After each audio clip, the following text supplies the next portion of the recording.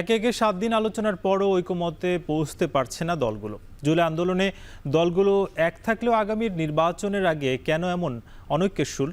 তাহলে কি কোনো সমঝোতা ছাড়াই হতে যাচ্ছে আগামী নির্বাচন? আলোচনা করব ভোটের ট্রেনের ২০৫তম পর্বে। সঙ্গে আছি নাজমুস সাকিব।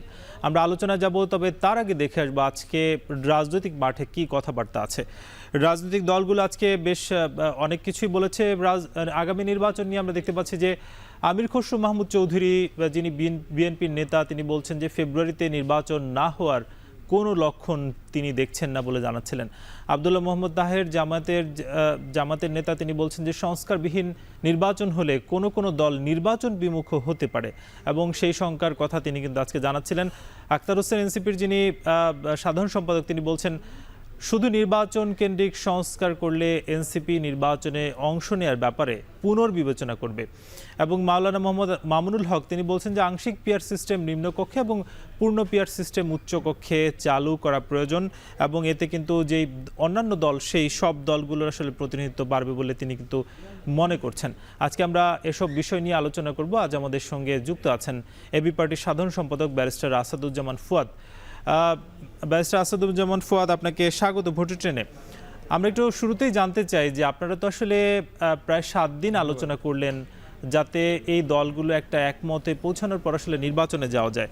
আমরা দেখতে পাচ্ছি যে আজকে একেবারে ৭ দিন হলো, সেখানে দেখা যাচ্ছে যে আপনাদের যে মৌলিক সংস্কার, সেগুলো নিয়ে এখনো একটা অনেকের সুর দেখা যাচ্ছে। কেন আসলে এই সুরটা দেখা যাচ্ছে?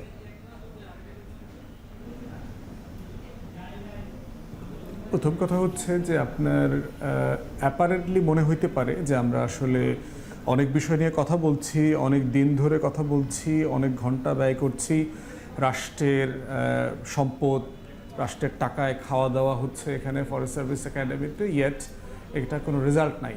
আমি ব্যাপারটাকে এভাবে দেখি না আর কি। প্রথম কথা হচ্ছে যে বাংলাদেশের রাজনৈতিক দলগুলোর ভিতরে জোট হবার যে ইতিহাস আছে, সেটা যদি দেখেন যে একসাথে রাজনৈতিক দলগুলো বসেছে, দুইটা প্রেক্ষাপটে সাধারণত তারা বসে। একটা হচ্ছে যে সরকার বিরোধী আন্দোলন করবার জন্য রাজনৈতিক দলগুলো একত্রিত হয়। দেখবেন যে এরশাদ বিরোধী আন্দোলন হয়েছে, 3টা জোট হয়েছে। বিএনপির বিরুদ্ধে তখন আওয়ামী লীগ জামাত মিলে আন্দোলন করেছে। আবার 4 দলীয় জোটের অ্যাগেনস্টে আওয়ামী লীগ 14 দল মিলে আন্দোলন করেছে। এরপরে আবার এই যুগপৎ আন্দোলন দেখলেন আমরা এই পুরো আওয়ামী লীগ সময়টাতে। আবার দ্বিতীয় একটা জোট হচ্ছে নির্বাচনী জোট, যে একসাথে মিলে কয়েকটা দল নির্বাচন করে। কিন্তু বাংলাদেশের ইতিহাসে আপনি কখনো দেখেন নাই যে রাজনৈতিক দলগুলো একসাথে বসেছে দেশ নিয়ে কথা বলবার জন্য, রাষ্ট্র গঠন নিয়ে কথা বলবার জন্য, দেশের কোথায় মঙ্গল, কিসে মঙ্গল, কি করা দরকার, কি করা দরকার না, কোথায় সংশোধনী করা দরকার, কোথায় কোথায় প্রাতিষ্ঠানিক সংস্কার দরকার, এগুলো নিয়ে আলাপ করছে। তাই এটা সার্টেনলি একটা ঐতিহাসিক ঘটনা, ঐতিহাসিক মুহূর্ত, এবং কোনোভাবে এটাকে ছোট করে দেখবার সুযোগ নাই। দ্বিতীয়ত হচ্ছে যে এটার মধ্য দিয়ে যেটা হয়েছে সেটা হচ্ছে যে রাজনৈতিক দলগুলোর ভিতরেও কিন্তু বোঝাপড়া হচ্ছে।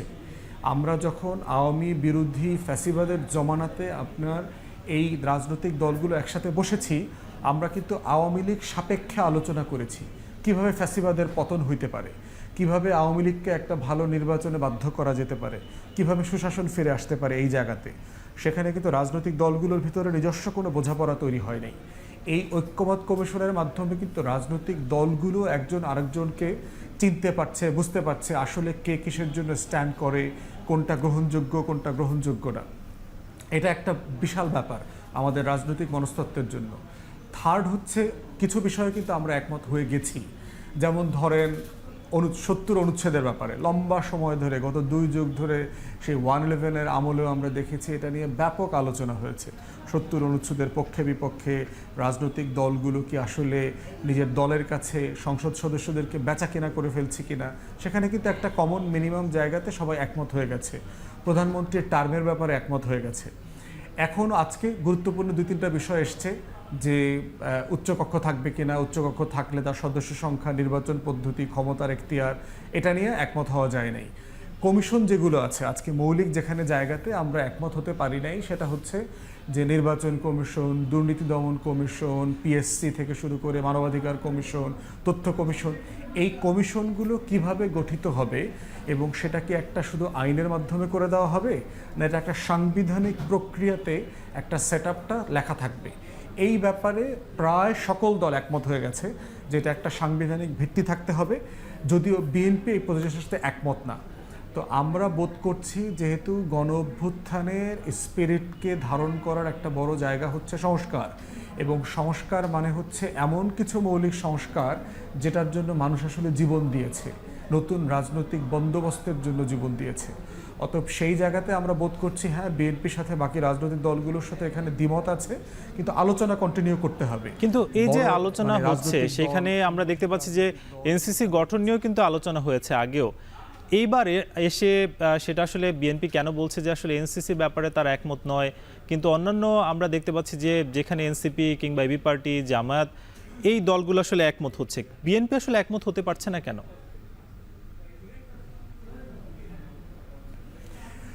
কেন হচ্ছে না সেটা তো আসলে বিএনপিকে ব্যাখ্যা দিতে হবে আর কি, কিন্তু আমরা প্রত্যাশার কথাটা বলতে পারি যে ২৪-এর গণ অভ্যুত্থান বাংলাদেশের জনগণের একটা বিশাল প্রত্যাশার জায়গা, এবং মাথায় রাখতে হবে সবাইকে যে ২৪-এর গণ অভ্যুত্থান কোনো একক ব্যক্তি রাজনৈতিক দলের নেতৃত্বে হয় নাই। ১৬ বছরের ফ্যাসিবাদের আন্দোলনের সফলতা কোনো রাজনৈতিক দলের নেতৃত্বে হয় নাই, কিন্তু রাজনৈতিক দল, নেতাকর্মীরা এই আন্দোলনে গণ অভ্যুত্থানে সক্রিয়ভাবে অংশগ্রহণ করেছে। অতএব সেই আকাঙ্ক্ষার জায়গাটা কিন্তু মাথায় রাখতে হবে, এবং শুধু গণ অভ্যুত্থান না, গত ৭-৮ বছরের কোনো আন্দোলন সফল হয় নাই রাজনৈতিক দলের নেতৃত্বে।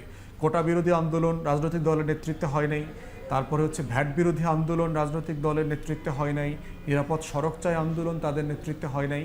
তো সেই জায়গাতে আমরা যারা রাজনৈতিক কর্মী আমাদেরকে মাথায় রাখতে হবে যে আমাদের স্টেকের পাশাপাশি জনগণের আকাঙ্ক্ষাটা কোথায়, এবং সকল রাজনৈতিক দলই মনে করে যে সবচেয়ে বড় সুসংগঠিত রাজনৈতিক দল হিসাবে বিএনপির কাছে এই প্রত্যাশাটা অনেক বেশি। কিন্তু ব্যারিস্টার ফুয়াদ, এই যে প্রধানমন্ত্রীর ক্ষমতা খর্ব যাতে না হয় তার জন্যই কি আসলে বিএনপি এটা চাচ্ছে না? কি মনে হয় আপনার কাছে? এই বক্তব্যটা আজকে হাউসে বারবার এসছে ওখানে, যে সাংবিধানিক বডিগুলোকে নিয়ন্ত্রণ করবার চেষ্টা করলে নির্বাহী বিভাগ আসলে ভালোভাবে কাজ করতে পারবে না। কিন্তু যারা রাষ্ট্র বোঝে তাদের কাছে এটা খুব হাস্যকর লেগেছে যে সাংবিধানিক বডি আর এক্সিকিউটিভের ক্ষমতার জুরিসডিকশনের জায়গাটা একরকম না। নির্বাহী বিভাগের ক্ষমতা তো কোনোভাবে এখানে খর্ব করা হচ্ছে না। বর্তমান সংবিধানেও কিন্তু আপনার নির্বাচন কমিশন, তথ্য কমিশন, দুদক থেকে শুরু করে পিএসসির অ্যাপয়েন্টমেন্টের ব্যাপারে একটা প্রসেস, একটা প্রিন্সিপাল বলে দেওয়া আছে। এইটাকে আমরা আরও সলিডিফাই করতে চাচ্ছি, প্রক্রিয়াটাও বলে দিতে চাচ্ছি। কারণ নির্বাচন কমিশনের ব্যাপারে যদিও সংবিধানে বলে দেওয়া আছে কিভাবে গঠিত হবে, সেটা নির্বাহী বিভাগের হাতে ছিল, এবং এই গঠিত হওয়ার পদ্ধতিটা আমরা চাচ্ছি কমিশন ইন্ডিপেন্ডেন্টলি একটা নিউট্রাল বডি দ্বারা হোক। এবং সেক্ষেত্রে যেটা প্রস্তাব করা হয়েছে, কিন্তু আপনি বলছিলেন যে আসলে বারবার একটা বিষয় নিয়ে আলোচনা হচ্ছিল যে প্রধানমন্ত্রীর ক্ষমতা খর্ব করা। আমরা তো আসলে এই যে জুলাই আগস্টের অভ্যুত্থানে এটাও দেখেছি যে বলা ছিল যে প্রধানমন্ত্রীর আসলে সর্বেসর্বা ছিল বাংলাদেশ, যার ফলে আসলে স্বৈরাচার আমরা বারবার হতে দেখছি। সেটার আসলে যাতে ক্ষমতাটা কমিয়ে আনা যায় সেটা কিন্তু আসলে সব দলগুলোই বলছিল, কিন্তু এখন আসলে যেই এনসিসি সেদিকে না যাওয়াটার কি কারণ, কিংবা প্রধানমন্ত্রীর ক্ষমতা কেন আসলে কমানো যাবে না সেই ব্যাপারে আসলে কেন বিএনপি একমত নয়, এই বিষয়ে আমরা আসবো। তবে তার আগে নিব ছোট একটা বিরতি, ফিরবো কিছুক্ষণ পর।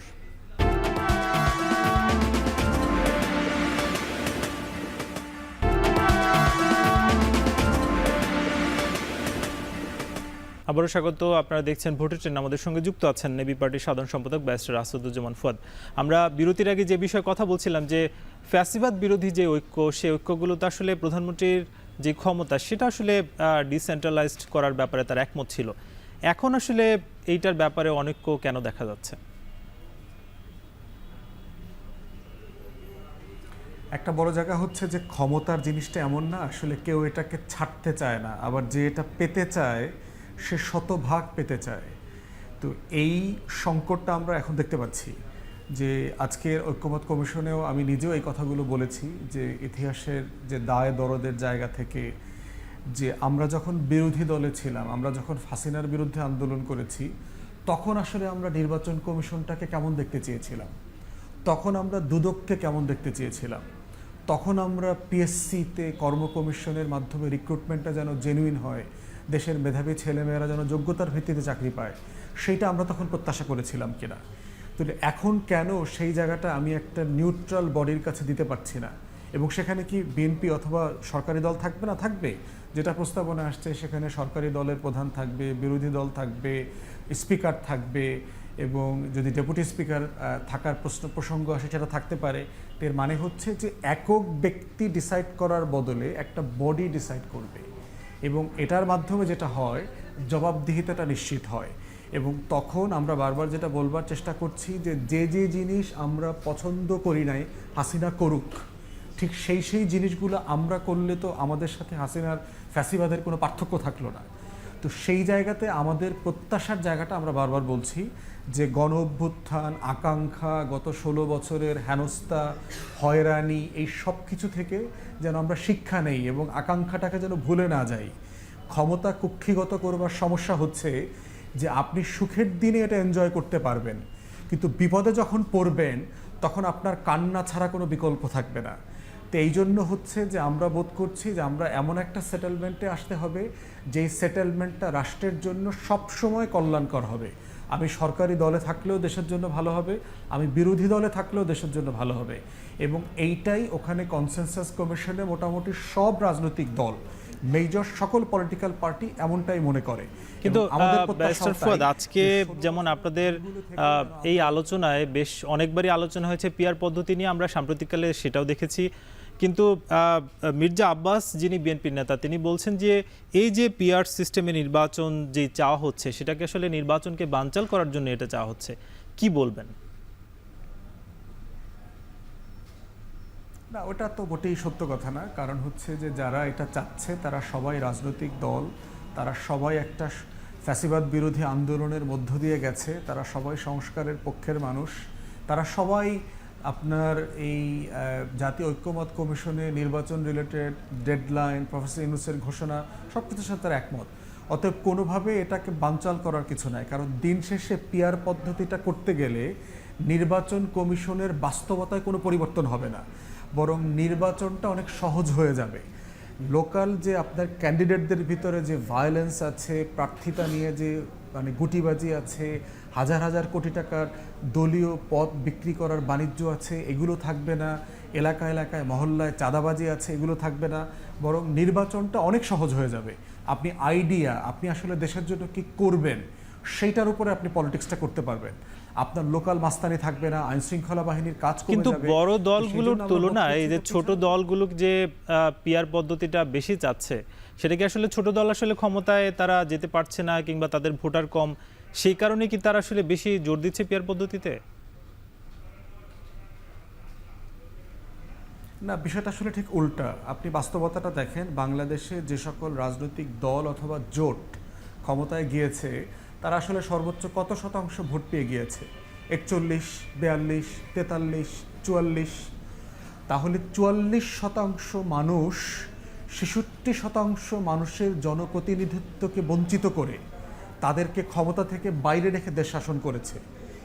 যারা পিআরের পক্ষে কথা বলছেন তাদের সবচেয়ে বড় যুক্তি হচ্ছে এভরি ভোট কাউন্টস।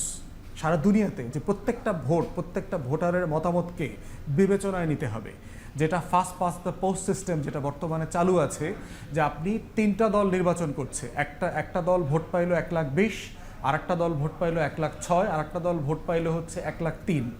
তাহলে 2,09,000 ভোটের বিপক্ষে 1,20,000 ভোট জিতে গেল। তাহলে বাস্তবতাটা কি আসলে জনপ্রতিনিধিত্বশীল গভর্নমেন্ট এটা হচ্ছে কিনা?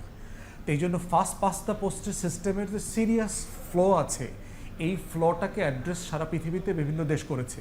বর্তমানে 90-এর উপরে প্রায় 93 অথবা 95টা দেশে পিআর আছে। আপনি উন্নত অনুন্নত বিভিন্ন বিশ্বে আছে। তাহলে সে জায়গায় অর্থাৎ সেক্ষেত্রে বাংলাদেশও যদি পিআর পদ্ধতিতে যায়, আপনি বলতে চাচ্ছেন যে সেক্ষেত্রে বাংলাদেশ আসলে পিআর পদ্ধতিটা চালু করা সম্ভব। কিন্তু একটা বিষয় আসলে বলা যাচ্ছে যে জুলাই সনদ দিয়ে আমরা দেখতে পাচ্ছি যে দলগুলো যেমন এনসিপির তরফ থেকে খুব শক্তিশালীভাবে বলা হচ্ছে, কিংবা অন্যান্য দল কিন্তু জুলাই সনদ নিয়ে আসলে শঙ্কা দেখছেন ঐকমত্য কমিশনেরই যিনি অধ্যাপক আলী রিয়াজ, কেন আসলে শঙ্কা দেখছেন, কিংবা আপনাদের তরফ থেকে সেটার ব্যাপারে আসলে কতটা জোর দিচ্ছেন সেই বিষয়ে আমরা আসবো। তবে তার আগে নিব ছোট একটা বিরতি, ফিরবো কিছুক্ষণ পর।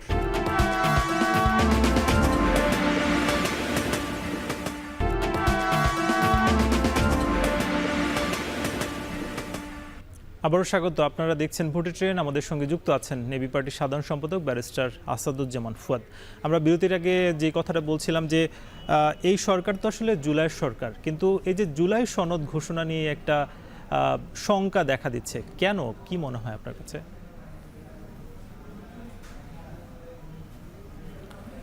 একটা বিষয় দেখেন যে প্রত্যেকটা পরিবর্তন, বড় বড় পরিবর্তন যখন হয়ে যায়, তখন যারা এটার ফ্রন্টলাইন লিডারশিপে থাকে তারা এখানে যে পরিমাণ স্টেক হোল্ড করে এবং যারা থাকেন না তাদের ভিতরে একটা মনস্তাত্ত্বিক দ্বন্দ্ব তৈরি হয়।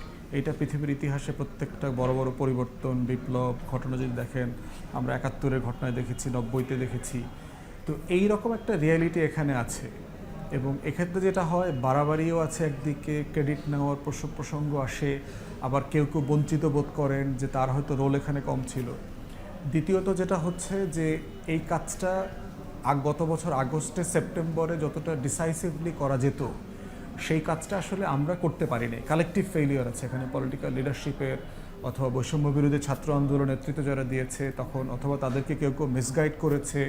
তো সব কিছু মিলে হচ্ছে আমাদের একটা কালেকটিভ ফেইলিওর এখানে আছে যে এই ঘোষণাটা গত বছর জুন, জুলাই, আগস্টে হয়ে গেলে আমাদের সবার জন্য ভালো হতো। তারপরে হচ্ছে আমি বোধ করছি না যে এটা হবে না, অথবা এটাতে খুব আশঙ্কিত। আমি মনে করি এখানে চ্যালেঞ্জ আছে।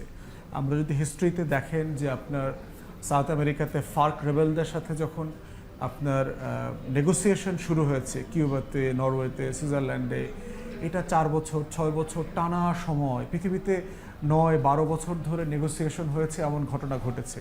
আমাদের কাছের দেশ নেপালে দেখেন, সংবিধান নিয়ে বছরের পর বছর তারা আলোচনা করেছে, আপনার গণভোট করেছে, কমিউনিটি মিটিং করেছে। অতএব ঐক্যমত একটা জটিল জিনিস, একটা জিনিসকে সবাইকে নিয়ে করাটা অনেক জটিল, এবং ঐক্যমত কমিশন যেটা করছে সে কিন্তু মেজরিটেরিয়ান পজিশন নিয়ে করছে না, ভোটাভুটি করছে না এখানে। সে যেটা করছে সবাইকে নিয়ে একমত হওয়া যায় কিনা এটা চেষ্টা করছে। অতএব সেই জায়গাটা অনেক চ্যালেঞ্জিং, সারা দুনিয়াতেই এটা সবসময় চ্যালেঞ্জিং ছিল, এবং এটাই হচ্ছে আমাদের সবার কাজ যে কালেকটিভলি ন্যাশনাল, অর্থাৎ আগামী দিনে আসলে জুলাই সনদটা হতে পারে, তবে শঙ্কা আপনিও দেখছেন বলে মনে করছেন। ব্যারিস্টার ফুয়াদ, অসংখ্য ধন্যবাদ, আপনি ভোটের ট্রেনে আমাদেরকে সময় দিয়েছেন। আমাদের সঙ্গে যুক্ত ছিলেন এবি পার্টির সাধারণ সম্পাদক ব্যারিস্টার আসাদুজ্জামান ফুয়াদ। তিনি যেটা জানাচ্ছিলেন যে আগামীর যে নির্বাচন, সেই নির্বাচনের আগে দলগুলোর একটা অবশ্যই ঐকমত্যে পৌঁছানো দরকার এবং সংস্কার সহ যেসব বিষয়গুলো প্রয়োজন, তারপরে আসলে নির্বাচনটা হোক। আজকের মতো শেষ করছি, আগামীকাল নতুন কোনো বিষয়ে আলোচনা হবে। শুভরাত্রি।